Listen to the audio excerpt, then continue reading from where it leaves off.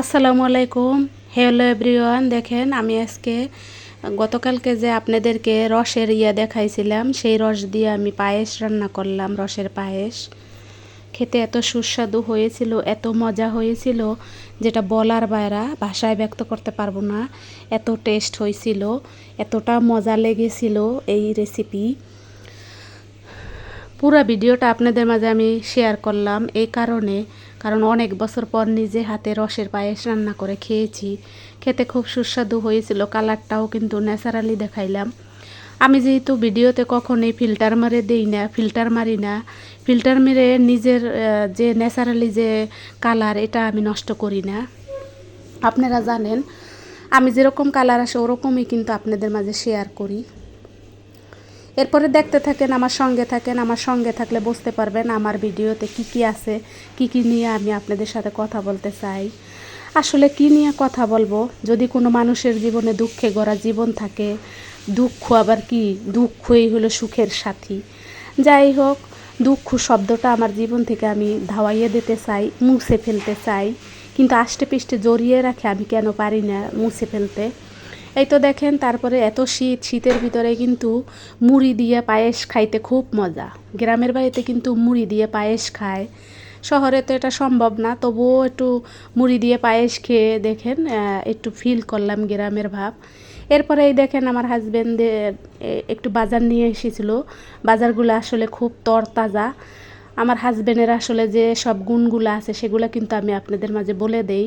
দেখেন, সে কিন্তু খুব সুন্দর মাছ কিনতে পারে তাজা তাজা, আর সবজিগুলোও খুব তাজা তাজা আনতে পারে। এর পাশাপাশি তার মুখের ভাষা অনেক মিষ্টি, যেটা আপনারা সবাই জানতে পারবেন যদি কোনো দিন আপনাদের সাথে পরিচিত হয়। কিন্তু বাকি বাকি পৃথিবীতে সবার সাথেই তার ভাষা খুব মিষ্টি, বাকি একটা লোকের সাথে তার ভাষা এত জঘন্য যেটা ভাষায় বলা সম্ভব না। যাই হোক, আপনারা দেখতে থাকেন, সঙ্গে থাকেন আমার ভিডিওতে দেখলে আপনারা বুঝতে পারবেন আমি আজকে কি দেখাইতেছি আপনাদেরকে। আপনারা জানেন আমি একটু ঘোরাঘুরি করতে, আগে কখনোই ঘোরাঘুরি করতে পছন্দ করতাম না, কেন জানি এখন ঘুরলে পড়লে মনটা একটু হালকা হয়। কিন্তু ঘুরলে পরে কি মানে আমার অফিসের বা আমার বাসার আশেপাশে যে জায়গাগুলো সেগুলো দিয়েই ঘুরি আমি। হয় সুযোগ পাইলে, যখন সুযোগ পাই তখন, সুযোগ না পাইলে কীভাবে ঘুরবো, এ তো বুঝতেই পারেন আপনারা যে আমি যেহেতু ব্যস্ত থাকি। তারপরে নিজের লাইফেও অনেক ধরনের কমপ্লিকেশন থাকে, যেটা আসলে আপনাদের মাঝে শেয়ার করা সম্ভব না। এই তো এভাবেই কিন্তু আমার জীবনের আরও একটা দিন চলে গেল। দেখতে থাকলে আপনারা বুঝতে পারবেন আমার পুরান পরাণের ভাই বোনেরা, আমার অডিয়েন্স বন্ধুরা, আমার ভিউয়ার্স ভাইয়েরা, আমার অডিয়েন্স ভাই বোনেরা, আপনারা যারা পুরান তারা তো জানেন আমি কী নিয়ে কথা বলি, কেন কথা বলি। প্রত্যেকটা ভিডিও দেখলে কিন্তু খুঁটিনাটি একজন মানুষ সম্বন্ধে জানা যায়, একজন মানুষ কি বলতে চায় বোঝা যায়। হঠাৎ করে নতুন কোনো ভাই বোন, পরাণের ভাই বোন, অডিয়েন্স, ভিউয়ার্স যদি আসেন, হুট করে একটা কমেন্ট করেন, আসলে সে কি বুঝতে পারবেন না কিছুই, যে কী নিয়ে কথা বলতেছি, কেন কথা বলতেছি। এভাবে কিন্তু আমার ভিডিওটা শেষের দিকে চলে আসবে। আপনাদের সাথে কথা বলতে বলতে কিন্তু আমার ভিডিও আসলেই শেষের দিকে চলে আসছে। এই দেখেন এত বড় লাউটা যত বড় দেখা যাচ্ছে কিন্তু লাউটা খুব কচি, আর খেতে খুব সুস্বাদু হয়েছিল, যেহেতু শোল মাছের মাথা দিয়ে রান্না করেছিলাম। আর এখানে কিন্তু দেখছেন একে একে কতগুলা সবজি, দেখেন ছিম, পাকা টমেটো, কাঁচা টমেটো, শালগম, পেঁয়াজ কলি, ধনিয়া পাতা, আলু, মরিচ, তারপরে এই তো এগুলা খুব সুন্দর ছিল। আজকে ভিডিওতে যা যা আছে এগুলো কিন্তু আপনাদের মাঝে শেয়ার করলাম। ভিডিও থেকে আসলে আমি কেন যেন দূরে সরে যাই, কথা বলতে পারি না, অন্য কথা আমার মনের ভিতর ঘুরপাক খায়, আর আমি অনেক সময় কথাগুলো ভুলেও যাই। এই তো দেখেন, আর ঢাকা সিটিতে তো পুরান কথা, গ্যাস থাকে না, গ্যাসের সাথে দৌড়িতে হয়, সংসারের সাথে দৌড়িতে হয়, চাকরির সাথে দৌড়িতে হয়, জীবনের সাথে দৌড়িতে হয়, সব কিছুর সাথে দৌড়াইতে হয়। আমার ছোটোবেলা থেকেই আমি দৌড়াদৌড়ির উপরেই আছি। যাই হোক, দেখতে থাকেন। এই যে দেখেন আমার রান্নাটা, এই যে আমি কিভাবে রান্না করলাম, রসুন কুচি দিয়ে দিলাম। পুরাটা আমি আসলে আপনাদের দেখাবো না, কিন্তু কিভাবে শুরু করি সেইটা। পেঁয়াজটা যখন একটু গরম হইলো তারপরে দিয়ে দেবো এর ভিতরে শোল মাছ, মাছের মাথা, যাতে রসুনের গ্রানটায় শোল মাছের গন্ধটা মরে যায়। বা গ্রানটা স্মেলটা চলে যায়। তারপরে আমি একে একে সব কিছু কষিয়ে কিন্তু রান্নাটা করে ফেললাম। আর এর পাশাপাশি কিন্তু আমি অনেক কাজ করেছি অফ ক্যামেরায়, যেটা আপনাদেরকে দেখানো সম্ভব না। কিভাবে দেখাবো, আসলেই তো সম্ভব না। সব কি দেখানো সম্ভব? আমার স্মার্ট ফরানের ভাই বোনেরা আপনারা বলেন, সব কিন্তু দেখানো সম্ভব না।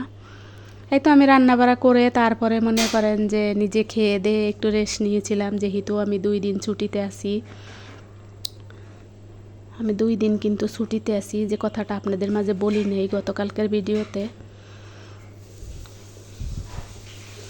আর আমার পরাণের ভাই বোন আপনারা অনেক সুন্দর সুন্দর কমেন্ট করেন, যারা এতক্ষণ ধরে আমার সঙ্গে আছেন, আমার ভিডিও ধৈর্য ধরে দেখতেছেন, তাদেরকে আসলে অনেক ধন্যবাদ, অনেক ভালোবাসা, অনেক শুভেচ্ছা অভিনন্দন তাদেরকে। তারা যেন মনের ইচ্ছা পূর্ণ হয় তাদের, আমি এই দোয়া করি তারা আরও এগিয়ে যাওক, সামনে যাওক, এরকম কিছু আমি তাদের জন্য দোয়া করি। আর এই যে দেখেন গ্যাসটা এত বেশি আসছে যে দাউ দাউ করে মনে হয়েছে সব রান্না করে রাইখে দিই ফ্রিজ ভরে। কিন্তু যখন গ্যাস থাকে না তখন এতটা বিরক্ত লাগে। আর আমার কিন্তু ভিডিওতে ভয়েস দেওয়ার সময় একটু শব্দ আসবে, এটা ক্ষমা সুন্দর দৃষ্টিতে নেবেন। এটা তো হওয়ার এই কারণ, এটা যেহেতু ঢাকা সিটি আর বোঝে নেই তো আশেপাশে অনেক ধরনের শব্দ থাকবে, এটাই স্বাভাবিক। আজকের ভিডিওটা কিন্তু আমার কাছে ভালোই লেগেছে। ছোট ভিডিওটা না টেনে দেখবেন আপনারা, আমি জানি আপনারা না টেনে দেখেন, যতটুকু দেখেন না টেনে দেখেন। এই তো এরপরে লাউ দিয়ে দেব। আর আমার লাউ কিন্তু সবুজ সবুজই থাকে, কারণ আমি লাউ ভাঙ্গে রান্না পছন্দ করি না। আর এই যে লম্বা করে লাউ আমি ছোটোবেলা থেকে দেখে বড় হয়েছি, এভাবে লাউ কাটা আমার মা চাচিরা, আমার দাদিরা। কিন্তু আমার হাজব্যান্ডের এইভাবে লাউ কাটা পছন্দ না, তার অনেক কিছুই পছন্দ না আমার। যাই হোক, আমি আপনাদের মাঝে এগুলো বলতে চাই না। একটা আপু বলেছিল আমার ভিডিওর কমেন্টে যে আমার হাজব্যান্ড বিয়ে করতে চায়, আপা আমি কি করব, কি পরামর্শ নেব। আমি তাকে বলেছিলাম আপনি তাকে সময় দেন, ধৈর্য ধরেন, সময় বলে দেবে সব কিছু। এই তো দেখেন সময় সব কিছু আসলে বলে দেবে। এই দেখেন ওপাশে কিন্তু আমি পানি দিয়েছিলাম ফুটাইতে, মানে আমি দিনে আমার হাজব্যান্ড দিয়েছিল।